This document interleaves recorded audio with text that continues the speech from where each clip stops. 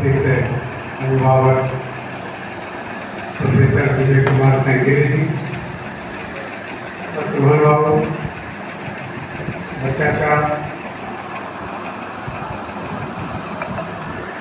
अन्य शिक्षक भी, आज के मुख्य अतिथि एवं दिनकर अनुरागी बंधु, मैं समझता हूँ इस सभागार में अकेला मैं व्यक्ति हूँ जो विद्यार्थी है। वैसे सभी शिक्षक वृंद भी नजर आ रहे हैं, रिटायर हो या वर्तमान समय में पढ़ा रहे हैं। मैं आया था सिर्फ और सिर्फ सुनने के लिए, क्योंकि मैं साहित्य का कभी विद्यार्थी रहा नहीं, रहा हूँ तो इंग्लिश साहित्य का रहा। मुझे एमए करने का मौका मिला इंग्लिश में, लेकिन हिंदी में नहीं। हिंदी तो मैं सिर्फ हाई स्कूल तक पढ़ा। हाँ, एक बात जरूर है समानता कि दिनकर जी ने भी हिस्ट्री ऑनर्स से ग्रेजुएशन किया और मैं भी हिस्ट्री ऑनर्स में किया हूँ। लेकिन मुझे अच्छा लगता है दिनकर जी को सुनने, दिनकर जी के संदर्भ में और दिनकर जी की कृतियों को सुनने के में। तो जब यहाँ के प्रचार सुधीर जी ने आदेश किया कि आपको आना है, तो मैं सुनने के लिए आया। आपका आदेश है कुछ कहने के लिए, मैं उस स्थिति में हूँ नहीं, इसलिए कि सिर्फ और सिर्फ हाई स्कूल तक मैंने दिनकर जी को पढ़ा है। और ये जो उम्र है, आदमी ठीक से समझ भी नहीं पा रहा। अब उनके नामधारी से दिनकर जो लगा हुआ है, मैं कभी कभी सोचता हूँ दिनकर, क्या यही दिन मतलब उजाला करो। क्या दिनकर जी ने उजाला करने का काम किया समाज में, इसलिए वो दिनकर है? हालांकि दिनकर का अर्थ सूर्य भी होता है, जो एनर्जी भी प्रदान करते हैं, ऊर्जा देते हैं। अब उनकी कृतियों को अगर देखें, अभी बहुत सारी चर्चाएं भी निराला जी ने काफी गहन और विस्तृत चर्चा की। उर्वशी और रश्मि रखी का, उर्वशी जिससे उन्हें ज्ञानपीठ पुरस्कार मिला। एक चीज मैं देखता हूँ कि दिनकर जी आजादी के पहले उनकी जो रचनाएं हैं दिनकर जी, उसमें ओज है, तेज है और प्रेरित करने की असीम क्षमता। मुझे लगता है स्वतंत्रता सेनानियों को, इस देश में जो स्वतंत्रता की लड़ाई लड़ रहे थे, अपनी कविताओं के माध्यम से उन्हें उत्प्रेरित कर रहे थे, उत्साहित कर रहे थे। बाद के दिनों में हम देखते हैं आवश्यकता अनुसार उनकी रचनाओं की जो झलक है, जैसे एक उनकी रचना है जो गद्य क्षेत्र में है, संस्कृति के 4 अध्याय 1956 में जो प्रकाशित हुआ, जिसकी क्या कहते हैं उसको, जवाहरलाल नेहरू जी ने लिखा और प्रथम राष्ट्रपति राजेंद्र प्रसाद जी के नाम से जो डेडिकेटेड है। हम समझते हैं विश्व युद्ध जो हुआ इस दुनिया में, उसका प्रभाव था। अब गुलामी की बेड़ियों में जकड़ा हुआ रहा 200 साल तक यूरोपीय गुलामी में भारत, उसका प्रभाव है उसमें। और आजादी के दरमियान जो नरसंहार हुआ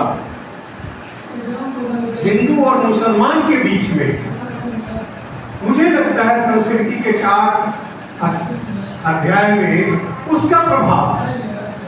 क्योंकि संस्कृति के 4 अध्याय में, उसे 4 अध्यायों में बांटा गया है। उसमें प्रमुखता है आर्य का।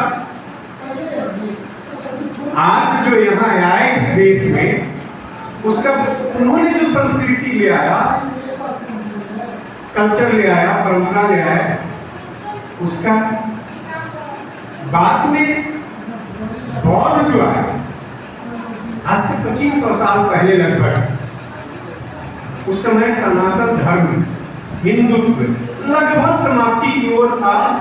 इतना बौद्धों का वर्चस्व रहा। इस देश से बाहर लगभग प्रायः इस देश में लोग बौद्ध धर्म को मानने लगे थे। और उसके बाद विक्रमादित्य उद्भव से और विक्रमादित्य के प्रभाव से बौद्ध का धीरे धीरे प्रभाव घटा और पुनः एक बार हिंदू सभ्यता संस्कृति मजबूत स्थिति में इस देश में हुई।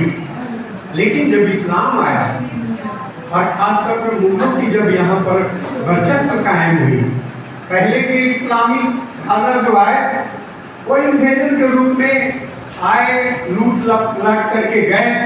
लेकिन जब मुगल आए और यहाँ पर 500 वर्ष से 500 नहीं 400 से ज्यादा वर्षों तक लगभग उन्होंने शासन किया, तो उन्होंने एक अपनी संस्कृति सभ्यता वगैरह यहाँ पर छोड़ा और फिर 200 साल तक यूरोपियन जब यहाँ उन्होंने भी अपनी सभ्यता को लाई। तो मैं महसूस करता हूँ कि दिनकर जी ने इन सारी चीजों को महसूस किया और अपने इस कृति के माध्यम से हम सब पाठकों को, इस देश के लोगों को यह बतलाने की कोशिश की कि कोई भी इस देश में आया तो कोई ये पूर्व के जो चीज है उसे पूर्णतः समाप्त नहीं किया। बौद्ध हालांकि बौद्ध यही कहते, फिर भी उनका एक अपना संस्कृति सभ्यता सारा चीज था, लेकिन फिर भी हिंदू धर्म को समाप्त नहीं कर पाए। इस्लाम भी आया, बहुत दिनों तक रहा, लेकिन समाप्त नहीं कर पाया। जो भी आया कुछ दिया और यहाँ की संस्कृति और सभ्यता समय समय एक दूसरे को देते लेते समृद्ध हुआ। मुझे लगता है दिनकर जी की ये बहुत बड़ी उपलब्धि है, देश को इसके माध्यम से देने की कोशिश किया है कि जरूरत है सारे संस्कृति सभ्यता को आत्मसात करके और तब शांति पूर्वक रहा जा सकता है इस देश में और देश का विकास हो सकता है। और मुझे लगता है कि आजादी के बाद इस चीज की जरूरत थी और आज के डेट में मुझे लगता है कि आज ज्यादा जरूरत है। आज ज्यादा हमारा संस्कृति और सभ्यता जो है वो कहीं न कहीं सिमटता जा रहा है। हम कहीं न कहीं कोशिश कर रहे हैं कि हम जो कह रहे हैं वही सही है, दूसरे में कोई गुण नहीं है, जबकि हर एक में कुछ न कुछ गुण होता है। अगर उसके अवगुण है तो हम छोड़ सकते हैं, लेकिन गुण को लिया जा सकता है। अब देखिए, साहित्य से मतलब था, शिक्षा से मतलब था दिनकर जी के, राजनीति से कुछ खास लेना देना नहीं था। फिर भी जवाहरलाल नेहरू ने, जब तक जवाहरलाल नेहरू जिंदा रहे, उनकी आवश्यकता राजनीति में भी उन्होंने महसूस की और राजनीति में नहीं बल्कि उनके ज्ञान की जरूरत पार्लियामेंट में महसूस किया। इसलिए दो बार 1952 में जब ही देश आजाद होने के बाद जब कॉन्स्टिट्यूशन लागू और इलेक्शन हुआ, 52 में पहला बार जब इलेक्शन संपन्न हुआ और संसद का बढ़िया से गठन हुआ, तो राज्यसभा में पहली बार जवाहरलाल नेहरू जी ने रामधारी सिंह दिनकर को भेजा। इतना ही नहीं, 6 साल के बाद पुनः उनको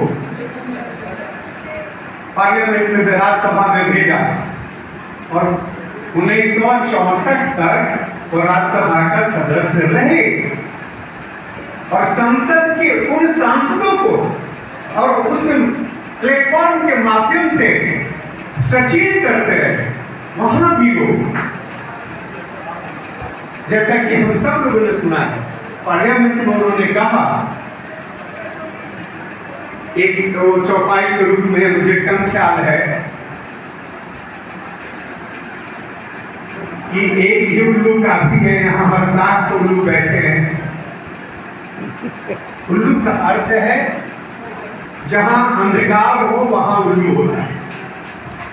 प्रकाश में उल्लू नजर नहीं आता, अंधकार में। तो उन्होंने महसूस किया कि हर एक जगह पे कहीं न कहीं तिमिर है, अंधकार है, तब तो उल्लू विराजमान यहाँ है।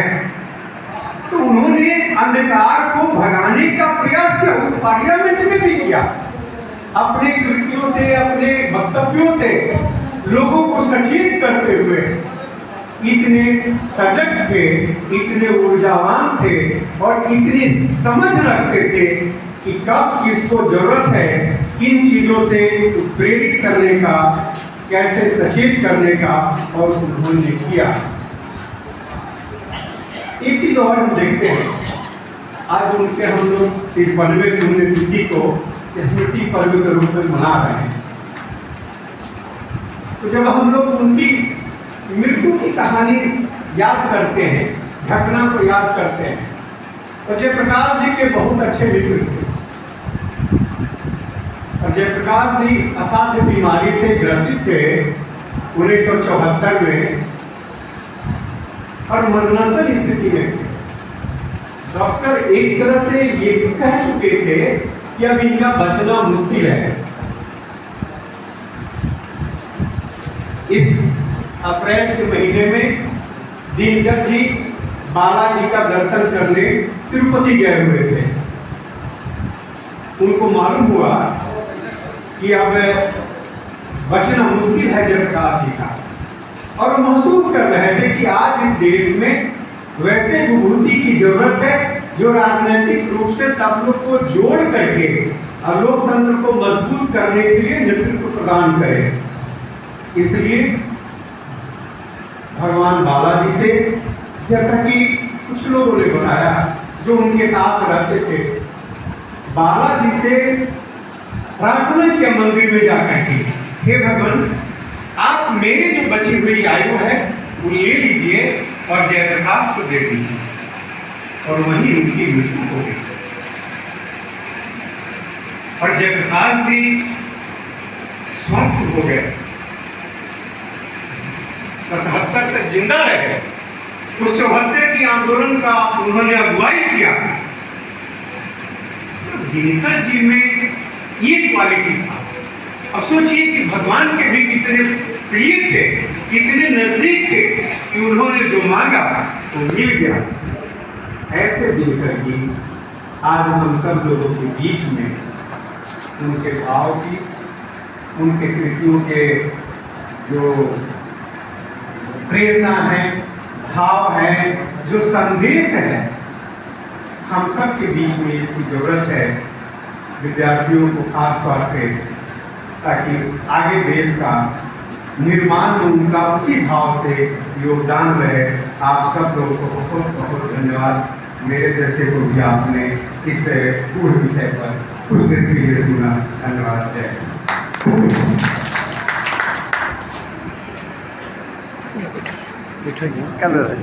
बहुत बहुत धन्यवाद। अपना श्री सहदेव यादव